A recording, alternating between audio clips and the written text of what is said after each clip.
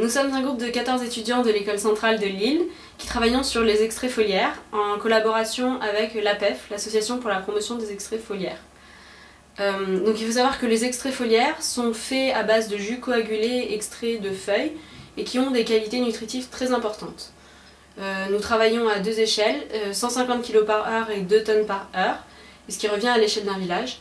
Et donc ce travail que l'on fait dans le cadre de nos études permettrait à terme de lutter contre la malnutrition dans les pays qui en souffrent. Pour obtenir des extraits foliaires de luzerne, on broie la luzerne, puis on la chauffe pour faire coaguler les protéines que l'on extrait sous forme de coagulum. Enfin, l'étape de séchage permet le conditionnement sous forme de granulés.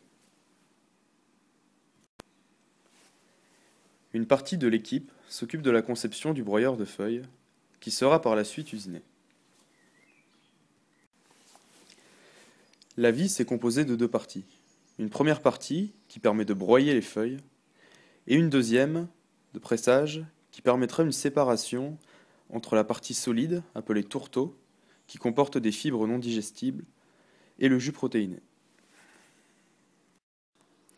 Il y a ensuite l'étape de chauffage. On chauffe le jus vert et on obtient ensuite le coagulum qui contient les protéines coagulées et le jus brun, un coproduit.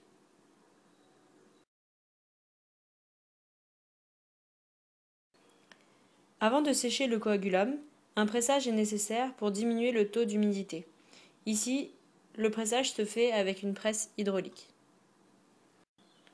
Afin de conserver et conditionner les extraits foliaires de luzerne, une étape de séchage est nécessaire. Les extraits foliaires de luzerne sont séchés, on diminue leur humidité jusqu'à obtenir des granulés.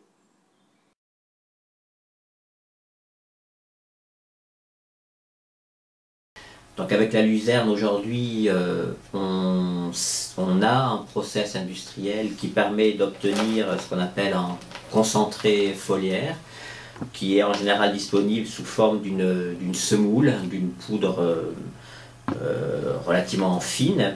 On appelle ça l'extrait foliaire de luzerne. Peut être administré à des enfants qui souffrent de malnutrition modérée ou en prévention de malnutrition, à des doses assez faibles, on va dire 10 grammes par jour, pendant quelques semaines, et ça permet, il a été démontré que ça permettait d'avoir des récupérations nutritionnelles assez intéressantes.